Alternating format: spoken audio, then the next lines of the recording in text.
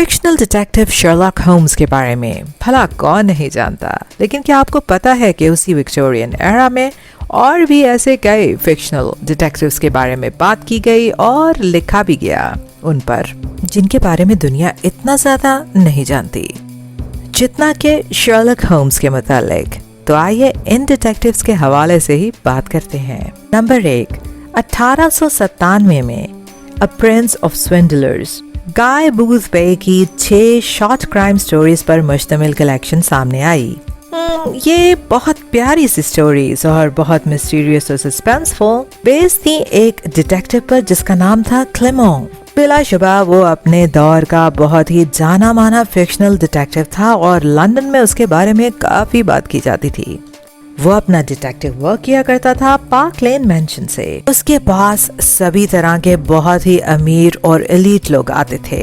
वो तमाम उम्र और शर्फा जिनकी कभी कोई पेंटिंग गुम हो जाती थी जो कि बेइंतहा कीमती होती थी, या फिर कोई ज्वेलरी का ऐसा पीस जो कि बहुत ज्यादा एक्सपेंसिव था और उसको कोई चुरा लिया करता था, ऐसे सभी लोग आते थे डिटेक्टिव क्लेमो के पास उसकी मदद मांगने के लिए। अब कहानी में यहाँ पर एक हल्का सा लेकिन बहुत ही खूबसूरत सा ट्विस्ट ये भी है कि जिस तरह की क्लेमो की अपनी पर्सनालिटी थी, वैसी ही पर्सनालिटी एक हाई फाई जेंटलमैन चोर सिमोन कार्नेगी की भी थी, जो भेस बदलने में तो इंतहाई माहिर था।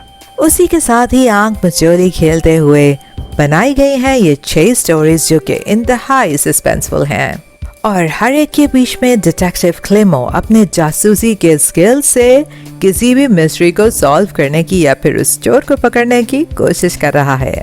नंबर 2, 1894 में the experiences of Loveday Brooke lady detective, जो कि पहली फीमेल डिटेक्टिव थी, उसको क्रिएट किया और मुतारिफ कराया कैथरीन लुइजा पिर्किस ने। ये जमाना तब का था जब पुलिस के अंदर फीमेल डिटेक्टिव्स को रखने का या फिर उनको नौकरी देने का कोई तस्वर ही नहीं था। अब सोचिए उस दौर के बीच में ये कितना इंटरेस्टिंग होगा। एक ऐसी डिटेक्टिव को फिक्शनल तौर पर मुतारिफ कराया गया। डिटेक्टिव ब्रुक को दिखाया गया कि वो पुलिस को असिस्ट करती थी उन केसेस के बीच में जहां पर पुलिस को एक फ्रेश पर्सपेक्टिव चाहिए होता था। अब फिर उनको फीमेल पर्सपेक्टिव के हवाले से केस को देखने की जरूरत महसूस होती थी। यहाँ पर ब्रुक का केसेस को हैंडल करने का अपना ही एक अलग सा तरीका था।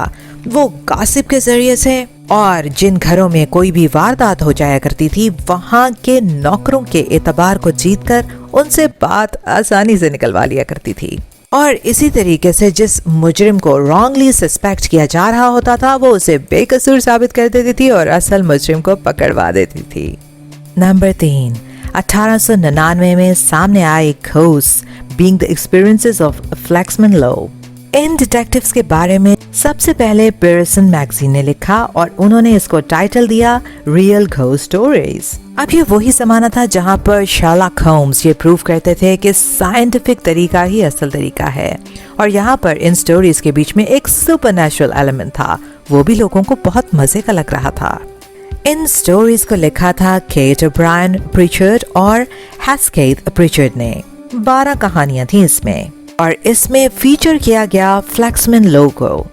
कहानी में कभी बयान किया गया घोस्ट को तो कभी बात की गई ममीज की, कभी ऑकलट्स पर बात हुई और कभी हुई किलर प्लैनेट की बातें और साथ ही साथ डायबॉलिक मास्टर क्रिमिनल्स तो हर वक्त चर्चे में रहे। इन तमाम कहानियों में क्राइम को और घोस्टली इफेक्ट्स को जिस तरीके से इन्वेस्टिगेट किया गया वो अपने आप में बहुत ही ज्यादा मजेदार है। नंबर 4, 1898 में the brotherhood of the 7 Kings को लिखा आयरिश राइटर एलिजाबेथ थॉमसिना ने। उनकी ये कहानियां जो 6 सीरीज पर मुश्तमिल थी यानी कि 6 सीरीज पर, उनको पब्लिश किया गया 1893 से लेके 1903 तक। ये लेट विक्टोरियन पीरियड और अर्ली एडवर्डन पीरियड को और उसमें होने वाले उतार चढ़ाव को बयान कर रही थी। ये फिक्शनल डिटेक्टिव स्टोरीज भी काफी फेमस हुई। नंबर 5, 1897 में आई द डोरिंगटन डीड बॉक्स। ये कलेक्शन थी छोटी छोटी स्टोरीज की जिसका लिखा था ऑथर मॉरिसन होरेस डोरिंगटन ने।